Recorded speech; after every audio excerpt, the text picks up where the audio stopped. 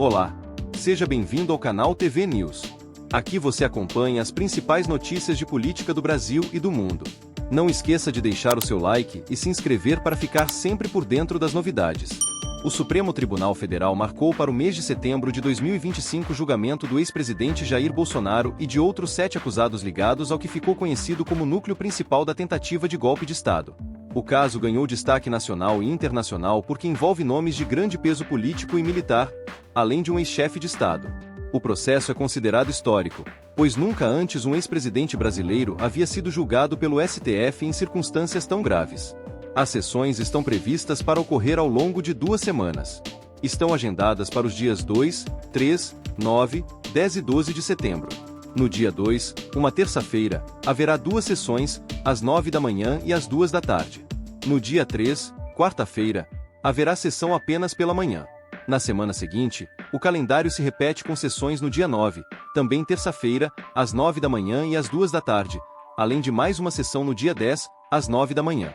O desfecho está marcado para o dia 12 de setembro, uma sexta-feira, quando haverá sessões tanto pela manhã quanto à tarde.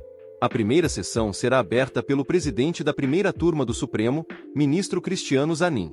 Logo em seguida, o relator do processo, ministro Alexandre de Moraes, fará a leitura do relatório. Esse documento reúne o histórico da investigação, as provas levantadas e os argumentos apresentados tanto pela acusação quanto pela defesa. É a partir dele que o julgamento se desenvolve. Após a leitura do relator, será a vez da Procuradoria-Geral da República, representada pelo Procurador-Geral Paulo Gonet, apresentar a sustentação oral da acusação. A acusação terá 1 hora para expor seus argumentos. Em seguida, será dada a palavra às defesas dos réus, que também terão direito ao mesmo tempo para tentar convencer os ministros da inocência de seus clientes. Só depois dessa fase começa a votação. A ordem de votação segue um rito estabelecido. O relator Alexandre de Moraes será o primeiro a votar. Caberá a ele analisar as chamadas questões preliminares, que envolvem pedidos de nulidade, alegações de cerceamento de defesa, solicitações para retirar o caso da competência do Supremo ou até mesmo pedidos de absolvição antecipada. O relator pode decidir separar esses pontos e votá-los antes de tratar do mérito, ou pode analisá-los de forma conjunta com a decisão final. Superadas as questões preliminares, Moraes dará o seu voto sobre o mérito. Ele decidirá se condena ou absolve os acusados. Caso opte pela condenação, indicará também a pena que entende adequada. Depois dele, votarão os demais ministros da primeira turma, na seguinte ordem: Flávio Dino, Luiz Fux, Carmen Lúcia e, por fim, Cristiano Zanin. A decisão final dependerá da maioria simples, ou seja, 3 dos 5 ministros precisam concordar para que haja condenação ou absolvição. Existe ainda a possibilidade de algum ministro pedir vista, isto é, mais tempo para analisar os autos.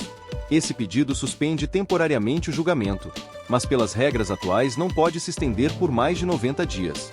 Esse fator pode atrasar a conclusão, mas não impede que o julgamento seja retomado dentro do prazo estabelecido. Os réus que integram esse núcleo principal da denúncia são 8.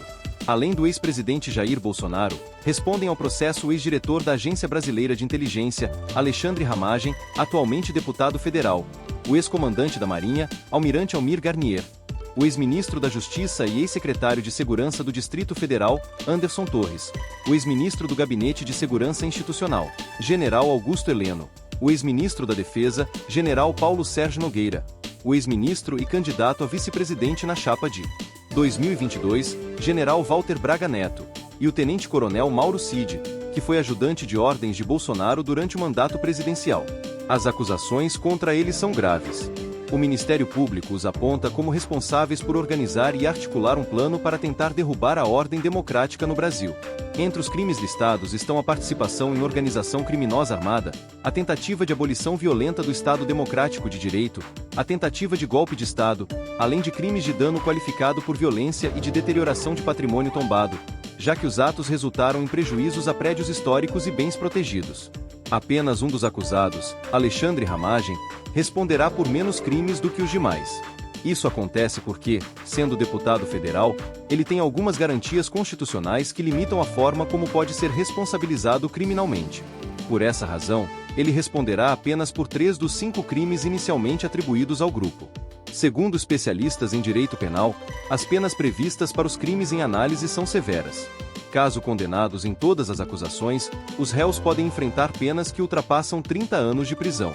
O julgamento, portanto, pode significar não apenas um marco histórico para a democracia brasileira, mas também um divisor de águas na vida política de algumas das figuras mais influentes da gestão Bolsonaro.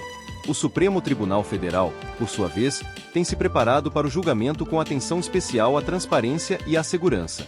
Foi aberto um processo de credenciamento para que cidadãos interessados pudessem acompanhar presencialmente as sessões. Esse credenciamento exigia inscrição prévia e só foi possível até o fim de agosto. A confirmação das inscrições foi enviada dias antes da abertura do julgamento. A sociedade brasileira acompanha esse caso com expectativa e apreensão. De um lado, setores que defendem Bolsonaro e seus aliados alegam perseguição política e questionam a legitimidade das acusações. Do outro, há quem veja no julgamento uma resposta necessária para garantir que ataques contra o Estado democrático de direito não fiquem impunes. O clima é de tensão, e analistas políticos avaliam que qualquer resultado terá fortes repercussões nas ruas, nos partidos e até no cenário internacional. O julgamento também coloca à prova o equilíbrio do Supremo Tribunal Federal, que já vinha sendo alvo de ataques durante os últimos anos. A imagem do tribunal, considerada por muitos como guardião da Constituição, será mais uma vez testada em meio a pressões populares, manifestações e intensa cobertura da imprensa. Independentemente do desfecho, o processo representa um capítulo crucial da história recente do Brasil. Pela primeira vez, um ex-presidente da República eleito democraticamente senta no banco dos réus do Supremo para responder por tentativa de golpe. Essa realidade evidencia a gravidade do momento político e reforça a importância da preservação das instituições democráticas. Enquanto o país se aproxima das datas do julgamento, cresce a expectativa em torno da postura de cada ministro e da repercussão que os votos terão na vida política nacional. Mais do que um caso jurídico, o que está em jogo é a própria narrativa histórica sobre os ataques à democracia e os limites da atuação de líderes políticos e militares diante da ordem constitucional. A decisão final do Supremo não apenas definirá o destino judicial dos réus, mas também marcará o rumo da política brasileira para os próximos anos. Se houver condenação, será um recado claro de que as instituições não toleram rupturas democráticas. Se houver absolvição, muitos interpretarão como sinal de fragilidade do sistema de justiça diante de figuras poderosas. Em qualquer dos cenários, a repercussão será ampla e profunda. Obrigado por acompanhar, e a gente se vê na próxima notícia.